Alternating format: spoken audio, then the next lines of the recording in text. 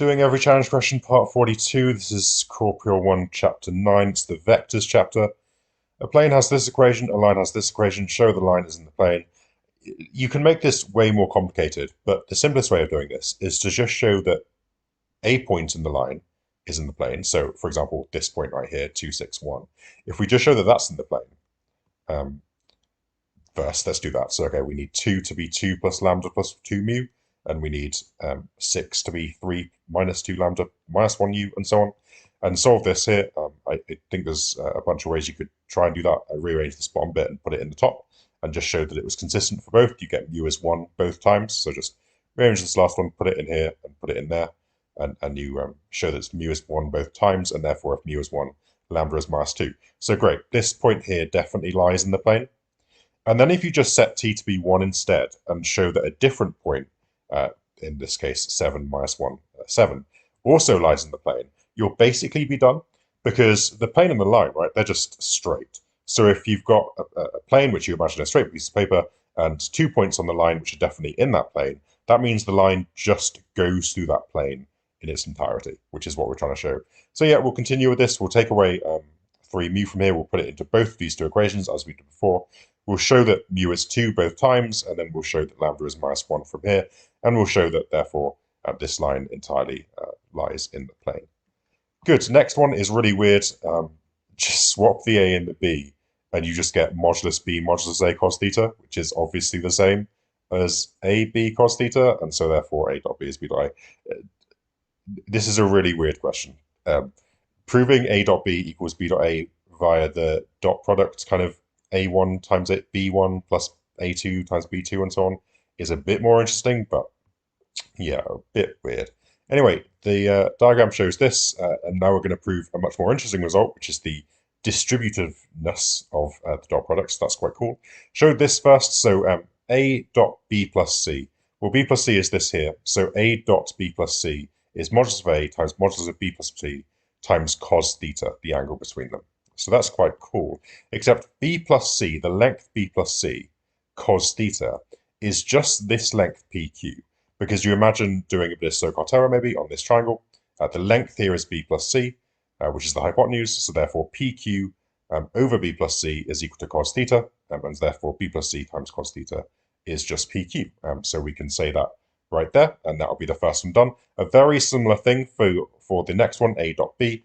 A dot b is just mod a mod b times cos alpha.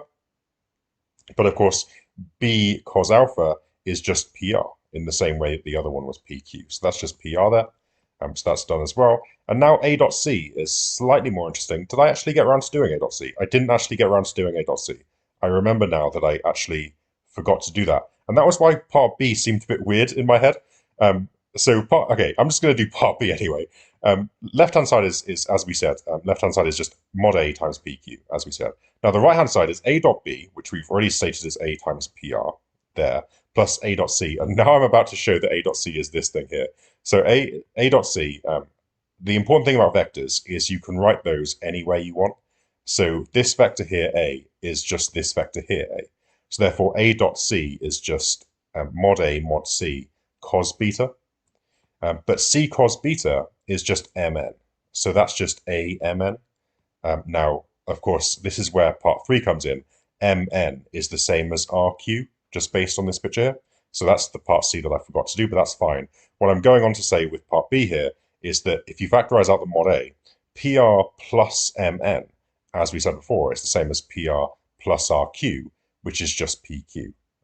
And so therefore, that equals PQ, and therefore we have, that's right-hand side is APQ, which we already said the left-hand side is also equal to, and therefore these two things are equal to each other. So that's quite cool.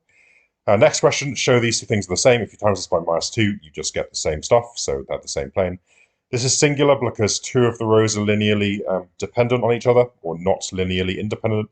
But if you want to do it properly, you can just work out the determinant, by doing 4 into the determinant of this matrix, minus -2 into the determinant of those 4, plus 6 into the determinant of those 4, which is what I'm doing here. And everything just cancels, and you just get that the determinant is always 0, regardless of A, B, and C. Therefore, this doesn't have any unique solutions, but let's find some times when it has no solutions. So what I did was I just wrote out, I just multiplied these out, right? So 4x minus 2y plus 6z is 10, and minus 2x plus y minus 3z is minus 5. These two equations are, of course, the same thing because you just times this by minus 2 and get this one, as we did up here. And the last one equals this here. Now, what I said here was if you times this one by minus 3, you get this. So therefore, if you set a to be 6, b to be minus 3, and c to be 9, actually all three of your equations are just the same equation, right? They are just the same, because really no, the first two are the same. And if you set these to be these, then these two equations are the same. And so therefore, you've just got the same equation three times. And you've got three unknowns in one equation, essentially, which means you can just choose whatever you want for x, choose whatever you want for y, and then just find out your z. So therefore, there are an infinite number of solutions to that. How do we get no solutions? So I did this backwards. How do we get no solutions then? Well, again, if we take these two ideas here, maybe, I can't remember what I did here.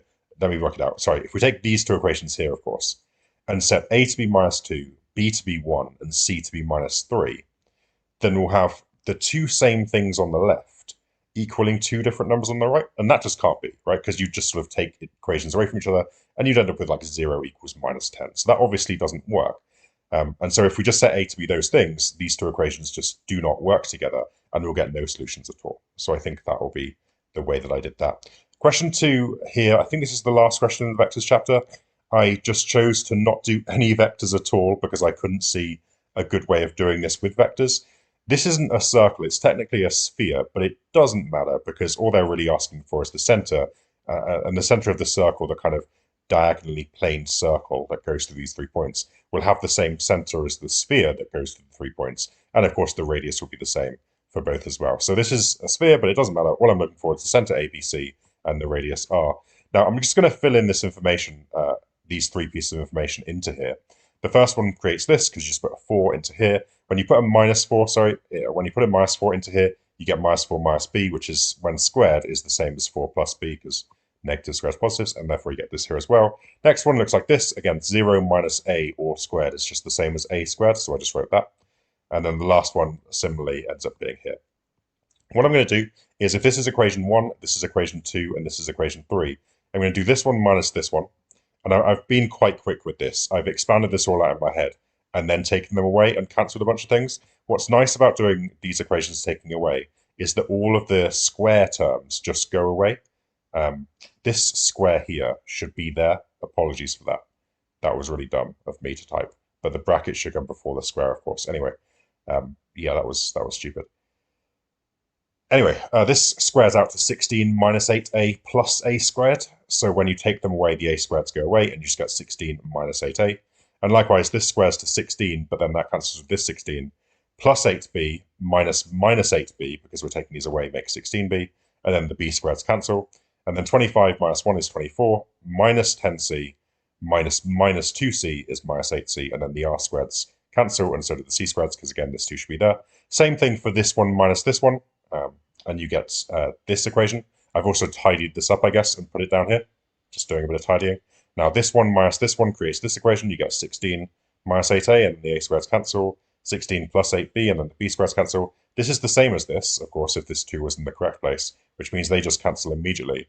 And then, of course, finally, this equation minus this equation, you get the idea. I've simplified this one up down here as well. But anyway, this one minus this one, same kind of idea. Simplified up, get this. I decided to divide all of these by some stuff. So divide this by minus 8 to get this. Divide this by minus 8 as well to get this. And divide this by just 8 maybe and get this. Now, if I combine these two, like add them up, I get a plus c is 5. And then if you compare that to this top equation, you can see that, well, if a plus c is 5, that means b has to be 0. Which means, of course, that c is 1 from this one, which means, of course, a is 4 from this one. So I have my center. It's 4, 0, 1. So that's great. And to work out the radius, all I have to do is work out the distance from here to any one of these points. So I just use this one here. The distance x-wise is 0. The distance y-wise is 4. And z-wise is 4 as well. 4 squared plus 4 squared is 32, which is, what, like 16 times 2? So that's 4 root 2, I guess, when you simplify. And we'll have our answer. Thanks for watching. I'll see you next time.